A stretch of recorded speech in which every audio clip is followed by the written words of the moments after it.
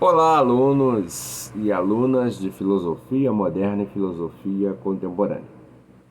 Vamos prosseguir na jornada de compreensão e identificação do Iluminismo.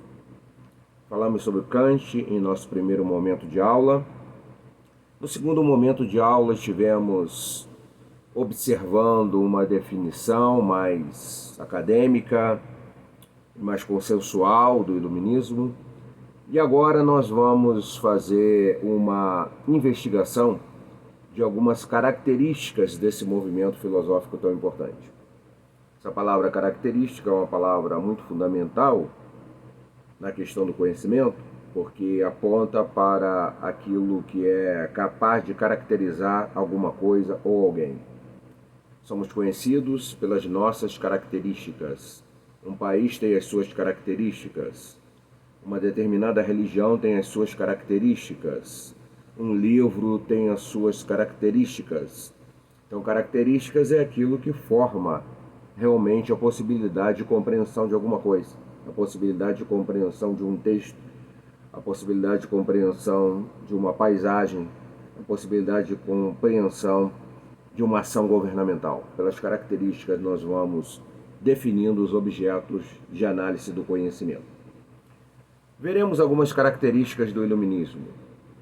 A primeira delas, o racionalismo. O Iluminismo é um movimento que aposta na supremacia da razão. É um movimento que coloca a razão como sendo a força de competência intelectual por excelência para construir uma compreensão adequada, correspondente da vida e do próprio conhecimento. Todas as vezes que estamos falando de filosofia, estamos falando de um saber dos saberes. Um saber que não só cria condições de abordagem de uma determinada realidade, mas um saber que também discute quais são as possibilidades efetivas de um determinado saber compreender a tal realidade. Pois bem, esse é o primeiro ponto, então, o racionalismo, a supremacia da razão, ou a autonomia racional, e o poder extraordinário que a razão tem de conferir capacidades de interpretação de um determinado real, de uma determinada circunstância da realidade.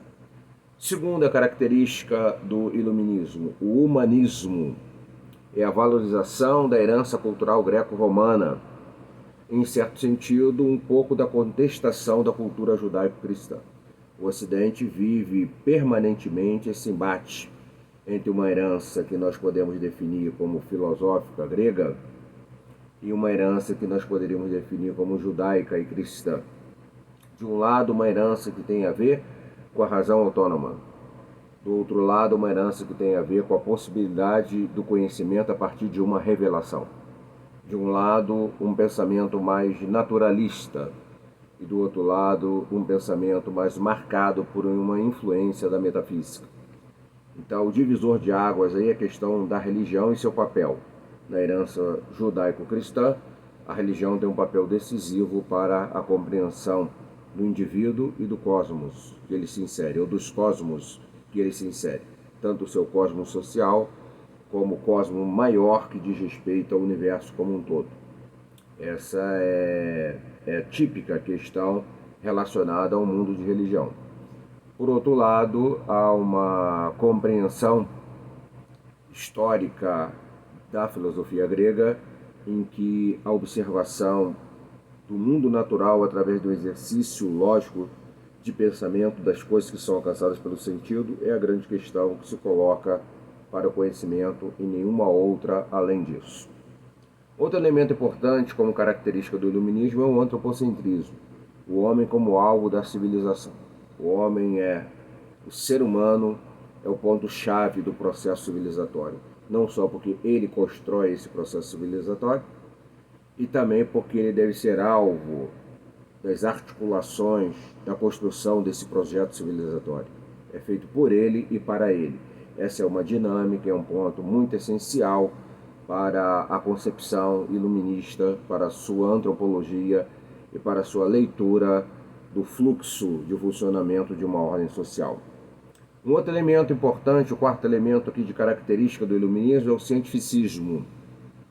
A ciência é o saber que vai construir o futuro e o presente da humanidade. É uma forma de saber superior às demais formas de saber. A ciência é aquela possibilidade efetiva da verdade, através dos instrumentos e métodos adequados, da observação, da análise empírica da realidade. A ciência é capaz de chegar a conclusões sobre o que é o mundo real, diferentemente das conclusões que a própria filosofia, ou que a poesia, ou que a religião é capaz de sistematizar e estabelecer. Outro ponto de característica do iluminismo é o enciclopedismo. O iluminismo se propôs a fazer uma sistematização da totalidade do saber. A enciclopédia, que foi feita no século XVIII, teria essa perspectiva, teria essa intencionalidade, ser capaz de produzir em livros uma síntese bem adequada de todo o fluxo do conhecimento produzido até então. É uma tarefa extraordinária, brilhante e que suscitou muitas questões importantes para a ideia de fazer com que o saber possa estar colocado ao alcance de todos através de uma reflexão de um grupo de intelectuais. Outro ponto característica do iluminismo seria o historicismo. A cultura é um processo histórico. De alguma maneira você deriva do iluminismo essa ideia de que o elemento cultural se faz através da vivência histórica. É a história que determina a possibilidade dessa ou daquela cultura, desse ou daquele tipo de cultura. Uma cultura nasce de uma questão histórica, onde processos políticos, econômicos e sociais estão interagindo e as inteligências estão funcionando para justificar ou para questionar ou para compreender melhor aquelas dinâmicas sociais, políticas e econômicas. Secularismo é o item 7 aqui da característica do iluminismo, a afirmação dos valores não religiosos. É uma ordem de pensamento, o iluminismo de caráter naturalista, e a secularização está presente aí, está no âmago dessa concepção filosófica. 8. O empirismo, a experiência como fonte do saber científico. Então isso significa que o verdadeiro saber vem através não da especulação racional, mas de uma experiência dos sentidos com o objeto. É daí que você extrai dessa relação sujeito-objeto, nessa dinâmica empírica, a possibilidade de conhecer o objeto e a realidade. Outro ponto está na esfera da política. 9. Liberalismo político. O iluminismo representou uma crítica ao absolutismo e valorização da liberdade política. Isso foi muito importante, e isso foi o pavimento, inclusive, para a eclosão daquilo que nós definimos como a Revolução Francesa, que se fez através das ideias iluministas, mais basicamente das ideias de Jean-Jacques Rousseau, o intelectual iluminista que veremos mais adiante. Mas o iluminismo está ligado à questão da crítica ao absolutismo, que representava bem o antigo regime, a ordem medieval, em certo sentido, ou a transição dela com a experiência ali do absolutismo dos Estados nacionais, e a valorização da liberdade política, que pouco a pouco vai ganhar corpo no mundo político da Europa.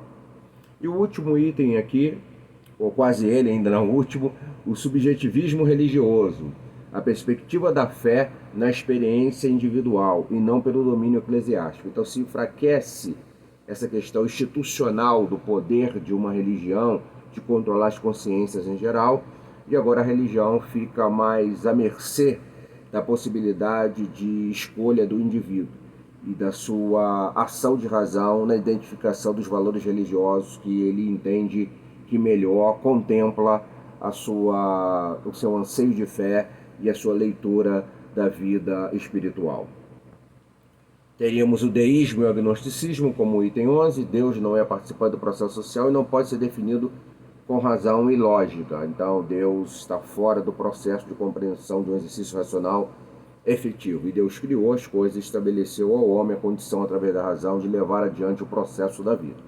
E finalmente o despotismo esclarecido, o pensamento político, que propõe um exercício de monarquia constitucional e iluminista. A influência, então, também se deu dentro do absolutismo, na perspectiva de aproximar ideais iluministas dentro do absolutismo. Então essas são características do iluminismo que nós retomaremos à medida que estivermos estudando alguns filósofos iluministas importantes.